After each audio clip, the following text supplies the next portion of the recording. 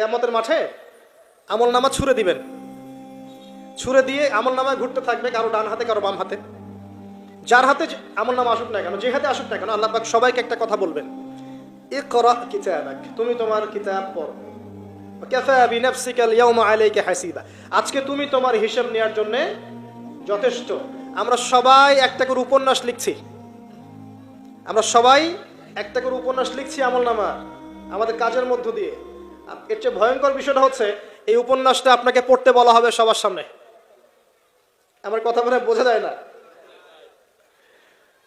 আমরা একটা গল্প লিখছি আমলনামায়, উপন্যাস লিখছি, যার একটা মোমেন্ট বাদ যাচ্ছে না। এই যে এখন আমরা বসে আছি, এটা আপনার উপন্যাস উঠে গেছে, আমলনামা উঠে গেছে।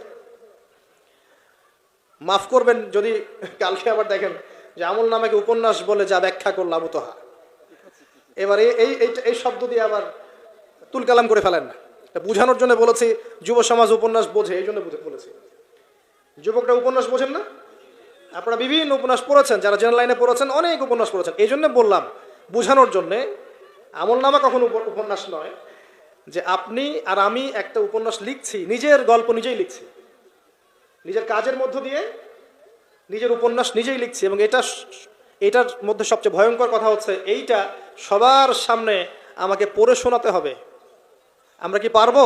এই জেনা, এই মাদক, এই পর্নোগ্রাফি, হারাম, জুয়া, ক্যাসিনো, অন্যায়, অত্যাচার, বেনামাজি, দুর্নীতি, ঘুষ, সুদ, এইগুলোর সব কথা সবার সামনে পড়ে শোনাতে আমরা কি পারবো আদৌ? আমরা কি প্রস্তুত? পড়তে কিন্তু হবেই ভাই, সবাইকে পড়তে হবে, আলেম জালেম কাফের মুশরিক মুনাফিক সবাইকে পড়তে হবে। ইকরা কিতাবাক এক বচনে এসেছে, মানে এক একজন মানুষকে আল্লাহ পাক বলছেন যে তুমি তোমার বই পড়ো, তোমার কিতাব পড়ে শোনাও, কাফা বিনাফসিকা আল-ইয়াওমা আলাইকা হাসিবা, আজকে তুমি তোমার হিসাব নেওয়ার জন্য যথেষ্ট। আল্লাহ পাক আমাদেরকে কথার গভীরতা বোঝার তৌফিক দান করুন। এই হারাম জিনিসগুলোর মধ্যে সবচেয়ে ডেঞ্জারাস এই ফ্রি মিক্সিং। ফ্রি মিক্সিং কি জিনিস? একজন বেগানা মেয়ে একজন বেগানা ছেলের সাথে মিক্স ঘুরবে। এখন আপনি কথাগুলো মনে হচ্ছে রূপকথার মতো মনে হবে, কারণ বাস্তবতার সাথে কোনো মিল নাই। বাস্তবতায় আপনি গিয়ে দেখবেন যে স্কুলে পড়ছে মাশাআল্লাহ গায়রে মাহারাম ছেলে মেয়ে, এবং নাম দিচ্ছে না friends, just only friends, friends only, বন্ধু, ক্লাসমেট। কিন্তু এর বয়স মাশাআল্লাহ 16, এর বয়স 20, বা এর বয়স 15, এর বয়স 18। উভয়ের যৌন চাহিদা হয়েছে বালেগ এবং বালেগা। এই বয়সে আসার আরো 5-6 বছর আগে সে বালেগা হয়ে গেছে, এবং তারা কিন্তু আলাদা আলাদা সেকশনে পড়ছে না। এমন যদি হতো মেয়েদের আলাদা স্কুল, মেয়ে টিচার, মেয়েরা পড়ছে, কোনো সমস্যা নেই, টোটালি বৈধ এবং সুন্দর, ভালো সিস্টেম।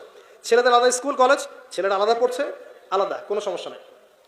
সমস্যা কোথায়? যখন এক ছাদের নিচে আমি সবাইকে বসিয়ে দিয়েছি এবং এরা একে অপরের সাথে মিক্স করছে। মিক্স, যেখানে আল্লাহ বলছেন কাছেও যেও না, এরা কথা বলছে, নোট টেক চেঞ্জ করছে, একে অপরের সাথে গ্রুপ স্টাডি করছে, কফি খাচ্ছে, দেখা সাক্ষাৎ করছে, ডেটিং করছে, একে অপরের সাথে যৌন মিলনও করছে, একে অপরের সাথে বসে পর্ন দেখছে, যৌন মিলন করছে, সেক্সুয়াল সম্পর্ক স্থাপন করছে, এবং মানুষ বুঝাচ্ছে এদেরকে এই সম্পর্কটা বৈধ, ভালো সম্পর্কটা পবিত্র, পরে বিয়ে করে নিলেই হয়ে গেল। এই হচ্ছে এটা বাস্তবতা। বাস্তবতার সাথে ওয়ালা তাকরাবু জিনা আয়াতের কোনো মিল আছে?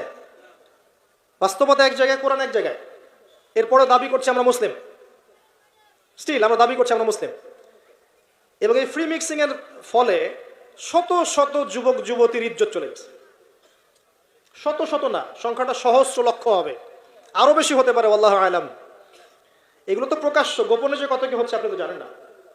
যে সন্তান, যে মেয়েটাকে আপনি ছোট মনে করছেন, অলরেডি যে সে কতগুলো ছেলেকে এভাবে ছেলে বদল করতে করতে করতে করতে করতে করতে এই জায়গায় আসছে আপনি জানেনই না। আর যে ছেলেটাকে আপনি ছোট্ট মনে করছেন, এ যে কতগুলো গার্লফ্রেন্ড চেঞ্জ করতে করতে এই জায়গায় আসছে আপনি জানেন না। এবং এগুলোকে সে মনে করছে পবিত্র সম্পর্ক, কোনো সমস্যা নাই। কোনো কোনো ক্ষেত্রে দেখা যায় হিন্দু মুসলিম তারাও প্রেম করছে, বন্ধু বান্ধব, এবং তার কনসেপ্টটা হচ্ছে এমন যে সমস্যা নাই, পরে বিয়ে করে নিব, এটা চলছে। এবং এদেরকে আমরা উস্কে দিব এভাবে যে 14 ফেব্রুয়ারিতে তোমরা অবাধে মেলামেশা করতে পারো, কোনো সমস্যা নেই, বরং এটা হচ্ছে তোমাদের মত প্রকাশের স্বাধীনতা। এবং আমরা এটাও বুঝাবো ওদেরকে যে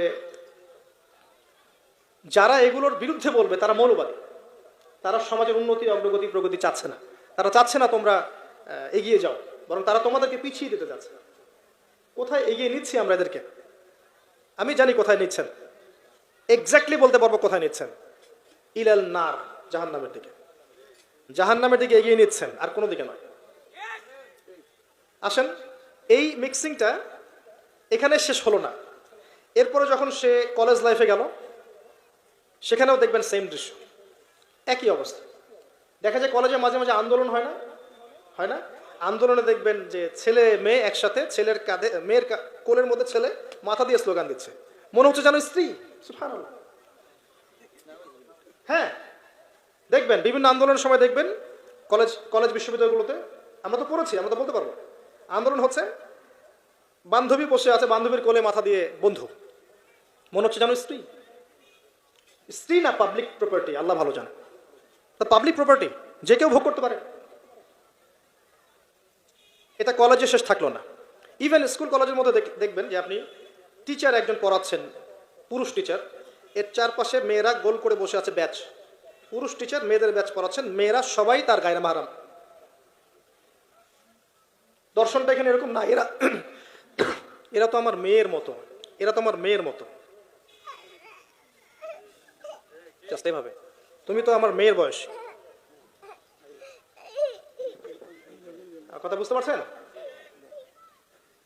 তুমি তো আমার মামনির মতো, আর ওই মেয়েকে বোঝানো হচ্ছে টিচার তোমার বাবার মতো।